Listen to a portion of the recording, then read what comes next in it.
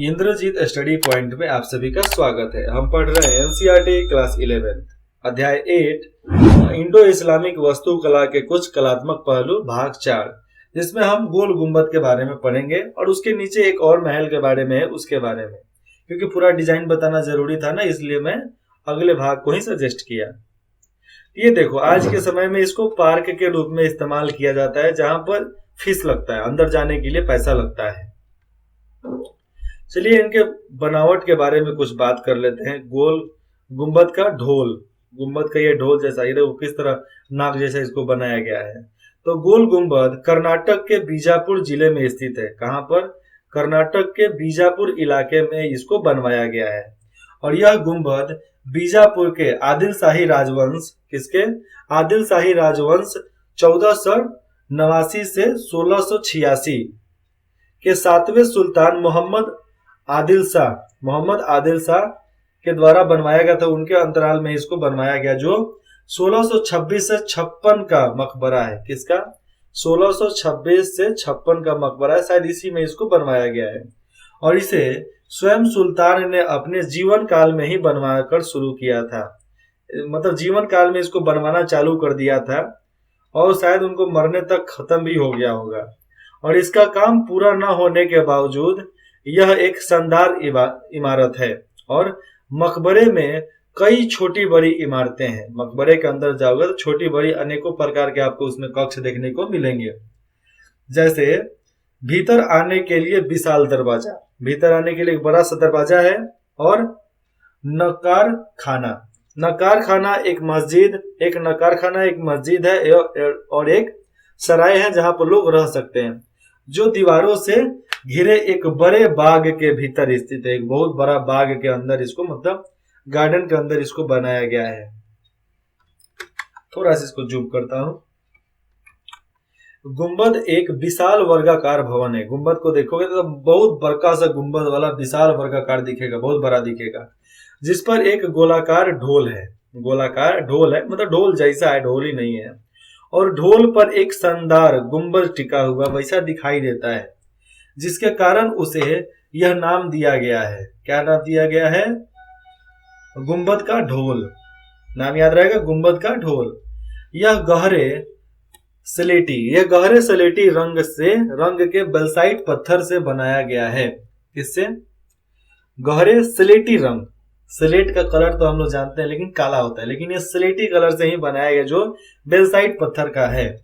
और इसे प्लास्टर से संवारा गया और इस पर प्लास्टर भी किया गया, ऐसा नहीं छोड़ा गया, प्लास्टर भी किया गया है। और गुंबद की इमारत की हर दीवार, गुंबद के इमारत की जितनी भी दीवार है, वो सब दीवार 135 फुट लंबी है। कितना? 135 फुट लंबी है और 110 फुट ऊंची है। फिर से समझो, 135 फुट लंबी और कितना फुट ऊंचा? 110 फीट ऊंची है और 10 फीट मोटी भी है। वो सारी दीवार, जितना भी दीवार है, वो सब मोटा चौड़ा है, बहुत बड़ा भी है।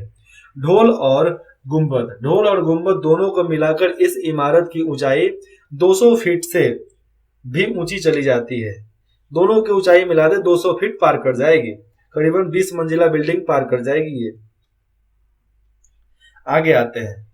मकबरे का एक वर्गाकार बड़ा कक्ष है और 125 फुट बायस वाला, 125 फुट गोल वाला गुंबद है इसका। और यह मकबरा 18,337 वर्ग फुट में फैला हुआ है। ये बहुत बड़ा इलाका होता है, क्योंकि 18,337 वर्ग फुट कोई छोटा जगह नहीं होता, बहुत बड़ा जगह में इसको बनाया गया है। और दुनिया का दूसरा सबसे बड़ा मकबरा है ये। मकबरे के बड़े कक्ष में सुल्तान और उनकी बेगमों और रिश्तेदारों की कब्रगाह है, मतलब सब उसी के रिलेशन के लोग यहाँ पर दफनाए गए हैं। और उनकी असली कब्रें नीचे तहखाने में है, और इनके असली जो कब्र है नीचे तहखाने में ही बनाए गए हैं। उसके ऊपर इनको ढाल ढूल कर बना दिया गया है, क्योंकि उतना जगह छोड़ा जाता था जहां पर इन लोगों को दफनाकर ढाला जा सके, क्योंकि वैसा ही इनको बनाना ही था। और तहखाने में उतरने के लिए सीढ़ियां बनाई गई है उसमें, और वर्गाकार आधार पर बना, क्योंकि ये गोल है तो वर्गाकार आधार पर बना अर्ध गोलाकार, पूरा गोल तो है नहीं, अर्ध गोलाकार गुंबद बगली डांट के सहारे बनाया गया है। साथ में जो बहुत बड़ा बड़ा पिलर गया है, दीवाल गया है मोटा मोटा, उसके अनुसार ये टिका हुआ है। क्योंकि बगली डांटों में चाप जालियां, बगली डांट जो है चाप जालियों द्वारा उसमें कुछ ना कुछ नक्काशी किया गया है, जो आर्चनेट्स या तारकाकार रूपों वाली प्रणालियां बनाती है। मतलब अलग ही वो प्रणालियां उसमें देखने को मिलता है, जिसको बोलते हैं तारकाकार। जैसे आपको सामने यहाँ पर देखो, ऊपर नीचे ढलान दिख रहा है ना, बगल वाले लेफ्ट राइट वाले फोटो में, नीचे वाले में, हाँ वैसा ही। और जिनसे प्रतिच्छेदित चापों द्वारा बने कोण ढक जाते हैं। जो कोण छोटा छोटा है ना, वो ढक जाता है, क्योंकि इसके वजह से कुछ ना कुछ डिजाइन बनाए गए हैं, जिसकी वजह से ढक जाते हैं। और इस इमारत में एक आश्चर्यजनक ध्वनि प्रणाली है। कैसा? गुंबद के ढोल के साथ साथ एक फुसफुसाहट दीर्घा, मतलब आप समझो यहाँ पर फुसफुसाहट दीर्घा बनी हुई है, जहां धीरे से धीरे बोली गई फुसफुसाहट की आवाज भी कई गुना ज्यादा तेजी से सुनाई देती है, और उसकी प्रतिध्वनि कई बार सुनाई देती है, बहुत तेजी से सुनाई देता है। और इमारत के चारों कोनों पर 7 मंजिल अष्ट भुजाकार मीनारें बनाई गई है, और इमारत के 4 कोनों पर 8 मीनार बनाया गया है। 8 भुजा वाला मीनार यहाँ पर बनाया गया है। ये मीनारें ऊपर गुंबद तक पहुंचने के लिए सीढ़ियों का काम भी देती है, और गुंबद का ढोल बेलबूटों से सजा हुआ है, एकदम उसको सजाया गया है ऊपर से कुछ ना कुछ बनाकर, कुछ मूर्ति वगैरह लगाकर। और इमारत के मुहार मतलब मुख्य भाग आगे वाला, वह विशिष्टता यह है कि उसकी विशेषता यह है कि परकोटे के नीचे, मतलब जो गुंबद है उसके नीचे भारी ब्रैकेटों द्वारा कार्निश बनी हुई है। भारी बड़ा बड़ा ब्रैकेट द्वारा कार्निश उसमें बनाया गया है, मतलब डिजाइन बनाए गए हैं, घेराव जैसा भी है। और यह कार्निश अत्यंत उत्कीर्ण पत्थर से टोटो पर टिकी हुई है, और जो भी कार्निश वहां पर बना है एकदम उसको पत्थर के पाए पर बनाकर उसको टिकाया गया है, जो दीवार से आगे 10 फुट तक निकले हुए हैं। दीवार के आगे आपको 10 फुट देखने को मिलेंगे। आपको लगेगा कि अब गिरा, लेकिन इतना दिन से गिरा नहीं, आपका घंटा गिरेगा, इसलिए अब नहीं गिरा। तो कार्निश मुंडेर को सहारा देती है, जिसमें अनेक चारदार झरोखे और पति की शक्ल वाली दीवारें। पति के शक्ल वाले जो दीवारें देखो यहाँ पर कैसा दिख रहा है, लग रहा है ना कि पत्ता झुका है। इसी दीवार के वजह से उसको सहारा मिलता है, इसीलिए वो सब टिका हुआ है चारों तरफ से, क्योंकि अगर वो नहीं रहेगा तो सब धराशायी हो जाएगा, खत्म हो जाएगा। गोल गुंबद मध्यकालीन भारत में, जो गोल गुंबद है मध्यकालीन मतलब आज से 500-600 वर्ष पहले में प्रचलित अनेक वस्तु शैलियों का सुंदर संगम था, क्योंकि अनेकों शैली को मिलाकर उसको बनाया गया था। हमने भवन बनाने के लिए कौन कौन से शैली का नाम जानते हैं? नागर शैली, द्रविड़ शैली, वेसर शैली, अहोम शैली, सेन शैली, बंग शैली, नालंदा शैली, ओडिशाई शैली, और उधर का जो था सम्राट उसकी शैली अलग होगी। इसको सब मिला जुला कर बनाया गया है। गोल गुंबद मध्यकालीन का एक प्राचीन और एक प्रचलित अनेक वस्तु शैलियों का संगम था, आप सब जानते हो। और अस्मारियकता, विशालता और भव्यता सब बीजापुर के इस भागों में पाई जाती है। सब सुंदरता इधर है। और इसके गुंबद, मेहराबों, ज्यामितीय अनुपातों और भारवाही तकनीकों जैसे संरचनात्मक विशेषताओं से ऐसा प्रतीत होता है कि इसमें तिमोरी और फारसी शैलियों को अपनाया गया है, लेकिन इसके निर्माण में स्थानीय सामग्री लगी है, बाहर का सामग्री नहीं लगा है, सब स्थानीय लगा है, उसी जगह का लगा है। और यह ढक्कन में लोकप्रिय फरसी सजावट से सजा हुआ है। ढक्कन से लाया गया कुछ पत्थर का इस्तेमाल करके इसको सजाया गया है। किनारों पर बनी 4 मीनारें बनी है, और उन बुर्जों के अवशेष हैं जो मस्जिद के साथ लगी हुई है। जैसा दिल्ली के पुराने किले की किला ई कुन्हा, यहाँ पर समझो आप, जैसा दिल्ली के पुराने किले जिसको बोलते हैं किला ई कुन्हा मस्जिद में दिखता है, वैसा ही इसमें भी आपको दिखेगा बना हुआ। चलिए आपको मैं अब ये दिखाता हूं, आपको डिजाइन थोड़ा सीधा कर लेता हूं इसको। अब आता है जम्मा मस्जिद, और ये जम्मा मस्जिद कहाँ का है इसको बताया जाएगा यहाँ पर। जम्मा मस्जिद दिल्ली का है, जो आपको इतना बड़ा इलाका है, कितना बड़ा दरवाजा है, इतना बड़ा दरवाजा मेरे को भी अपने घर का बनवाना है। मध्यकालीन भारत में स्थान स्थान पर अनेक बड़ी बड़ी मस्जिद बनाई गई थी, जहां नमाज आदि के लिए विशाल आंगन थे, मतलब बहुत बड़ा बड़ा जगह था नमाज पढ़ने के लिए। यहाँ हर जुम्मे शुक्रवार को दोपहर बाद नमाज पढ़ने के लिए नमाजियों की भीड़ जमा हो जाती थी, और ऐसी सामूहिक नमाज के लिए कम से कम 40 मुस्लिम वयस्क पुरुषों का इकट्ठा होना जरूरी है। 40 लोग उसका रख रखाव करने के लिए थे। शुक्रवार को नमाज के समय शासक के नाम में एक खुतबा को पढ़ा जाता था। नमाज शासक के लिए पढ़ा जाता था, ये नमाज अल्लाह के लिए नहीं पढ़े जाते थे, शासक के लिए पढ़े जाते थे कि शासक थोड़ा ज्यादा दिन जी जाए, और आम प्रजा के लिए बनाए गए उसके कानूनों को पढ़कर सुनाया जाता था। जो आम नागरिक होते थे उनके लिए जो राजा कानून बनाता था उसको वहीं पर सुना दिया जाता था। मध्यकाल में एक शहर में एक जम्मा मस्जिद होती थी, जो अपने नजदीकी परिवेश के साथ साथ आम लोगों यानी मुस्लिम और गैर मुस्लिम दोनों संप्रदायों के लोगों के लिए जीवन का केंद्र बिंदु थी। और इसका कारण यह था कि यहाँ धार्मिक और अप्रत्यक्ष रूप से राजनीतिक गतिविधियों के साथ साथ वाणिज्यिक और सांस्कृतिक आदान प्रदान भी बहुत होता रहा है।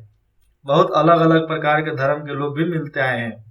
आमतौर पर ऐसी मस्जिद काफी बड़ी होती थी, और उसमें एक खुला सहन होता था, खुला सा एक बड़ा सा जगह होता था रहने के लिए, जहां कोई ना कोई आकर ठहर सकता था, जो तीन तरफ से ढके हुए तीन तरफ से रास्ता था, जिसको इबादत घरों में घिरा हुआ था। तीन तरफ से रास्ता था अंदर आने के लिए, और उसमें पश्चिम की ओर किबला लीवान होता था। किबला लीवान क्या होता है बताता हूं ना। यहीं पर इस्लाम के लिए मेहराब और मिंबर बने होते थे। किबला का मतलब होता है जहां पर आप सिर जाकर माथा झुका लेते थे, और नमाजी अपनी इबादत प्रार्थना पेश करते समय मेहराब की ओर ही अपना मुंह रखते थे, क्योंकि यह मक्का में काबा की दिशा में होता था। मक्का में जो मक्का मस्जिद का जो मकबरा है ना, उधर के दिशा में ये होता था, इसलिए उधर ही लोग सिर करके अपना काम करते थे। देखो किबला, यहाँ पर आपका सब चीज मिलेगा, यहाँ पर माथा टेक सकते हैं, इधर का इलाका। ये है धौरहा, ये अष्टभुजा वाले यहाँ पर इसको बनाया गया है। क्या चाहिए, 2 मीनार है, और बाकी ये द्वार, 1 द्वार 2 द्वार 3 द्वार बनाए गए हैं। और यहाँ पर सैनिक खड़ा करने के लिए चारों तरफ बनाए गए थे कि सैनिक वहां पर खड़ा रहेंगे कि सुरक्षा हमारा बरकरार रहेगा। सुरक्षा के मद्देनजर रखते हुए इसको बनाया गया है। और बीच में मेहराब, ये मुख्य दरवाजा, ठीक है, बीच में ये तालाब, फिर ये लीवान, इधर को लोगों को रहने के लिए चाहे इधर कुछ कुछ करने के लिए बनाए जाते थे। ये है सहन इलाका, यहाँ पर इस इलाके में लोग रहा करते थे, जो भी इधर उधर से लोग आते थे ना, यहीं पर रहते थे। और इसको मुख्य द्वार को बुलंद दरवाजे के नाम से जाना जाता है, जो दिल्ली में स्थित है। शायद मैंने ऊपर बुलंद दरवाजा का अलग नाम बता दिया हो, लेकिन बुलंद दरवाजा इसको बोलते हैं। एकदम सुंदर चीज है। ये जम्मा मस्जिद का रेखा चित्र है, मतलब जम्मा मस्जिद का ये मैप है। ऐसे ही उसको कागज पर बनाया गया होगा, उसके बाद से ही उसको धरती पर बनाकर इसको सामने रखा गया होगा। यहाँ पर आता है अपना अभ्यास। आप इंडो इस्लामिक या इंडो सार्वजनिक शब्दों से क्या समझते हैं? क्या आप इस शैली के लिए किसी दूसरे का नाम सुझा सकते हैं, हाँ या ना? और फिर उसके बाद जवाब। 2 नंबर, 13वीं शताब्दी में भारत में भवन निर्माण के कौन से नए प्रकार अपनाए गए? ठीक है। 3 नंबर, क्योंकि इंडो इस्लामिक सब मिल गया, हिंदुस्तान और इंडिया का जितना भी शैली था सब मिलने लगा, इसलिए इंडो इस्लामिक शैली का ही इस्तेमाल हुआ। 3 नंबर, इंडो इस्लामिक वास्तुकला की 4 श्रेणियों का उल्लेख कीजिए आप यहाँ पे। 4 नंबर, मध्यकालीन भारत में किले का क्या महत्व होता था? शत्रुओं को भरमाने या हराने के लिए किलों के क्या क्या, जितने भी किला बनते थे दुर्ग, उसके क्या क्या सामरिक उपाय अपनाए जाते थे उसके बारे में। अपने मन से भी 5-6 को जोड़ सकते हैं उसमें।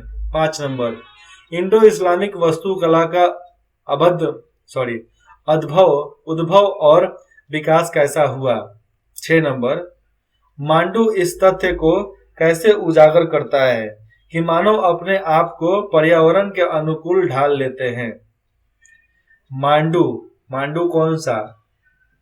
मांडू वाला इलाका मैंने बताया ना, वो उसमें क्या हुआ जो मानव को अपने आप पर्यावरण के अंदर ढाल देता है, और लगता है हर मानव को कि हम पर्यावरण के अंदर ही हैं। 7 नंबर, अपूर्ण होते हुए भी गोल गुंबद को इंडो इस्लामिक वास्तुकला का भव्य एवं अनूठा प्रतीक क्यों माना जाता है? 9 नंबर, मकबरा और दरगाह कुछ ऐसे स्थान हैं जहां मृतकों को दफनाया जाता है, ठीक है, सब जानते हैं। इन दोनों में क्या अंतर है? क्या आप किसी मृतक व्यक्ति के किसी स्मारक के बारे में जानते हैं? देखो, मकबरा और दरगाह मैंने ऊपर बताया कि नहीं बताया मैं नहीं जानता, क्योंकि ऊपर मैंने ऐसा डिफिनेशन नहीं देखा था। मकबरा और दरगाह में एक तरीके से देखा जाएगा तो हर किसी को दफनाए ही जाते थे, लेकिन मकबरा में राजा महाराजा चाहे उनके रिश्तेदारों को दफनाया जाता था, और दरगाह में संतों को दफनाया जाता था। जितने भी सूफी संत हुआ करते थे उनको वहां पर दफनाए जाते थे, तो उसको दरगाह बोलेंगे, और मकबरा बोलेंगे जिसमें राजा महाराजा को दफनाया जाता था। 9 नंबर, पूर्णता, पूर्णता, और ऊपर मैंने क्या पढ़ा? अपूर्ण, अच्छा, अपूर्ण गोलाकार मतलब जो पूरा नहीं है। तो पूर्णता शब्द ताजमहल के साथ जोड़ा जाता है, क्यों? ताजमहल पूरा है, क्यों जोड़ा जाता है? यह परियोजना है जो मैप है, सॉरी, ये प्रोजेक्ट के रूप में काम आएगा आपको, इसलिए मैं बता दूं क्या आपने कभी अपने इलाके, क्षेत्र, देश के किसी मध्यकालीन भवन, इमारत का दौरा किया है? यदि हाँ तो निम्नलिखित पहलुओं की जानकारी दें। ऐसे में क नंबर, काल, क्षेत्र, राजनीतिक संबंध। ख, संरचना का स्वरूप धार्मिग धर्मनिरपेक्ष बताएं। संरचना का प्रयोजन दें। संरचना भवन में मौजूद वस्तु संबंधित रूप बताएं। संरचना के सृजनात्मक रूप बताएं। संरचना के निर्माण और अलंकरण के लिए प्रयुक्त सामग्री दें।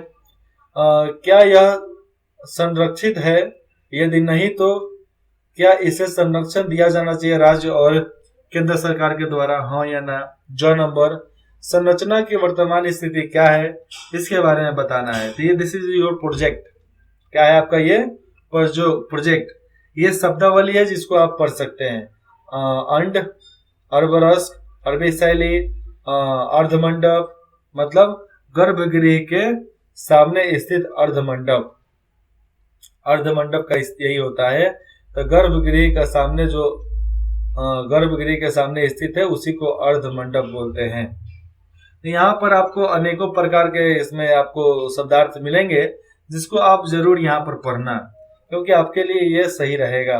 यहाँ पर लिखा है तिरुपुरांतक शिव, मतलब शिव को धनुष और तीर चलाने वाले हाथियों के साथ चित्रित किया गया है, परंतु पीना का पानी से अलग है। मैंने ऊपर अनेकों अर्थ बताए होंगे, कुछ अलग अर्थ बताए होंगे जो उस सेंटेंस के साथ मेल जोल खाने वाले शब्द हैं, उसी का अर्थ मैंने बताया। यहाँ पर जो अर्थ आपको यहाँ पर मिलता है यह स्पष्ट से हिंदी शब्द है। क्या है? अस्पष्ट हिंदी है, जो आप इसको पढ़ सकते हैं। आपके लिए तो बहुत अच्छा ही है, क्योंकि आपको जितना पढ़ोगे उतना सीखोगे, नहीं पढ़ोगे कहाँ से सीखोगे। मुझे भी एक मौका मिला कि मैं अब जान पाऊंगा कि जो भी अब मैं पढ़ाऊंगा उसका सबसे पहले लास्ट पेज देखूंगा तो उसमें कौन कौन से अर्थ दिए गए हैं, उसके अनुसार ही हम भी आगे बढ़ेंगे।